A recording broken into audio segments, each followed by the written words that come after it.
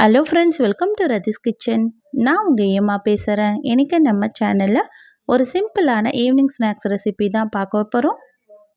ரொம்ப சிம்பிளாகவும் டேஸ்டியாகவும் இந்த ரெசிபி எப்படி செய்யலான்னு நம்ம வீடியோக்குள்ளே போய் பார்க்குறதுக்கு முன்னாடி நம்ம சேனலை முதன்முறையாக பார்க்குறீங்கன்னா சப்ஸ்கிரைப் பண்ணிவிட்டு பாருங்கள் ஃப்ரெண்ட்ஸ்.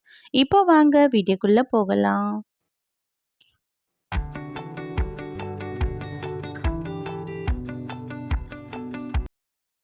ஃப்ரெண்ட்ஸ், இந்த ஈவினிங் ஸ்நாக்ஸ் செய்கிறதுக்காக இப்போ நம்ம ஒரு பாத்திரம் எடுத்துலாம். இதில் 1 கப் அளவுக்கு மைதா சேர்த்துப்போம்.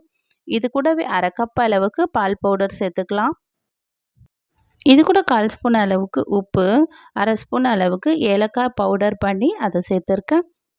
பேக்கிங் பவுடர் 1/2 ஸ்பூன் அளவுக்கு சேர்த்துக்கலாம். இப்போ இதில் 2 ஸ்பூன் அளவுக்கு நெய் சேர்த்துடலாம். நெய் சேர்க்கறதுனால இது நல்ல வாசனையாக இருக்கும். அதுக்காக தான் நான் நெய் சேர்த்துக்கிறேன். சேர்த்துட்டு இப்போ நம்ம இதை நல்லா கலந்து விட்டுக்கலாம்.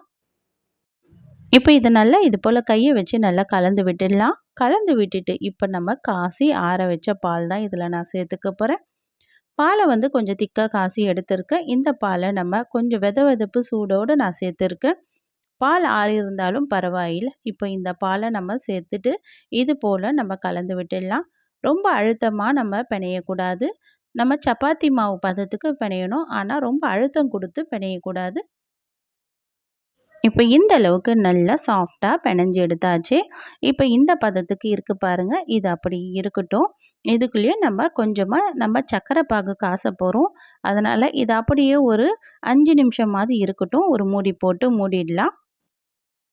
இப்போ நம்ம சர்க்கரை பாகு ரெடி பண்ண போகிறோம். அதற்காக ஒரு பாத்திரம் எடுத்துக்கலாம். இதில் 180 கிராம் அளவுக்கு சர்க்கரை சேர்த்துக்கலாம். சேர்த்துட்டு இப்போ நம்ம இது கூட 1/2 கப் அளவுக்கு தண்ணியும் சேர்த்துடலாம். தண்ணி சேர்த்துட்டு இப்போ இதை நல்லா கலந்து கொடுப்போம். அதுக்கு முன்னாடி கொஞ்சமாக ஏலக்காய் பவுடர் சேர்த்துட்டு இப்போ நல்லா கலந்து கொடுத்துடலாம். இந்த சர்க்கரை நல்லா கரைஞ்சி வரணும். இந்த சர்க்கரை நல்லா கரைஞ்சி நம்ம குலாப் ஜாமுனுக்குள்ள பாகு எடுப்போம்ல, ஒரு கம்பி பதம் வர அளவுக்கு, அந்த அளவுக்கு நம்ம பாகு எடுத்தால் போதும். ஸ்டவ்வை ஹை ஃப்ளேம்லேயே வச்சுட்டு இப்போ நல்லா கொதிக்க வைக்கலாம். நல்லா கொதித்து வந்ததுக்கப்புறமா ஸ்டவ்வை மீடியம் ஃப்ளேமில் மாற்றிப்போம். இப்போ இது நல்லா ஒரு பக்கம் கொதிச்சுட்டே இருக்கட்டும். சர்க்கரை கரைஞ்சோடனே இது ஒரு ஓரம் கொதிக்கட்டும். அதுக்குள்ளேயே நம்ம இப்போ ஏற்கனவே மாவு பிணைஞ்சு வச்சோம்ல, அந்த மாவை எடுத்து இது போல் ஒரு பூரி மணக்கட்டையில் திரட்டி எடுத்துக்கலாம். இப்போ மாவு இந்த அளவுக்கு திக்னஸில் நம்ம திரட்டி எடுத்தாச்சு. இப்போ நம்ம இதை கட் பண்ணிக்க போகிறோம். அதுக்கு முன்னாடி சர்க்கரை பாகு கொதிச்சிட்டு இருக்குல்ல, இது பாகு பதம் வந்துடுச்சான்னு செக் பண்ணுவோம். சர்க்கரை நல்லா பிசு பிசுப்பு தன்மை இது நல்லா ஒரு கம்பி பதம் வர ஸ்டேஜில் ஆயிடுச்சு. இந்த நேரம் நம்ம ஸ்டவ் ஆஃப் பண்ணி விட்டுடலாம். இப்போ நம்ம திரட்டி வச்ச இந்த மாவை இது போல் ஒரு கத்தி வச்சு கட் பண்ணி எடுத்துக்கலாம். உங்களுக்கு எந்த சைஸில் எந்த ஷேப்பில் உங்களுக்கு டிசைன் தேவையோ அது போல் ஷேப்பில் நீங்கள் கட் பண்ணி எடுத்துக்குங்க.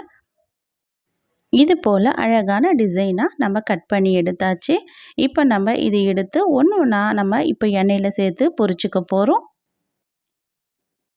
எண்ணெயில் பொரிக்கிறதுக்கு முன்னாடி நம்ம கட் பண்ணி வச்சுருக்கிறது எல்லாத்தையும் எடுத்து இப்போ ஒரு பிளேட்டில் எண்ணெய் தடவிட்டு இதில் எல்லாத்தையும் எடுத்து மாற்றிக்கலாம்.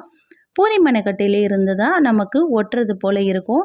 அதனால் இது போல் எண்ணெய் பிளேட்டில் தடவிட்டு அதில் வச்சிடலாம். இப்போ ஸ்டவ்வில் எண்ணெய் சூடாகிருக்கு. எண்ணெய் சூடானோடனே ஸ்டவ்வை மீடியம் ஃப்ளேமில் மாற்றிட்டு இப்போ நம்ம ரெடி பண்ணி வச்சுருந்த மாவை எடுத்து இது போல் ஒன்று ஒன்றா சேர்த்துக்கலாம். இப்போ நம்ம சேர்த்ததை மீடியம் ஃப்ளேமில் வச்சுட்டு இது போல் ஒரு நல்ல பொன்னிறமாக கலர் மாறி வர ஆரம்பிக்கணும். அந்த அளவுக்கு வர அளவுக்கு நம்ம இதை செவக்க விட்டு எடுத்தால் போதும். இப்போ நமக்கு கலர்லாம் நல்லா மாறி வந்துடுச்சு. இந்த அளவுக்கு வந்துடுச்சுல்ல. இப்போ இதை எடுத்து அப்படியே நம்ம ஒரு பிளேட்டில் மாற்றிடலாம். இது போல் கட் பண்ணி வச்சுருக்க எல்லா மாவையுமே நான் எண்ணெயில் போட்டு பொரிச்சிட்டேன். இப்போ நம்ம இதை சர்க்கரை பாகில் நம்ம சேர்க்குறதுக்காக ஒரு அகலமான பாத்திரம் எடுத்துடலாம். இது அப்படியே நல்லா ஒரு 2 மணி நேரம் சர்க்கரை பாகு சேர்த்துட்டு நம்ம ஊற வைக்க போகிறோம். இது அப்படியே 2 மணி நேரமாவது குறைஞ்சது ஊறட்டும். அப்போ தான் உள்ளே நல்லா சாஃப்டாகவும் நல்லா டேஸ்டியாகவும் நமக்கு இந்த ரெசிபி ரெடியாகும். கண்டிப்பாக நீங்களும் வீட்டில் ட்ரை பண்ணி பாருங்கள் ஃப்ரெண்ட்ஸ். ரொம்ப சிம்பிளான ரெசிபி தான். கண்டிப்பாக ட்ரை பண்ணிவிட்டு எப்படி இருக்குன்னு எனக்கு மறக்காமல் கமெண்ட் பண்ணுங்கள். இந்த வீடியோ பிடிச்சிருந்தால் லைக் பண்ணுங்கள். மறக்காமல் நம்ம சேனலை சப்ஸ்கிரைப் பண்ணிவிடுங்க. தேங்க்யூ.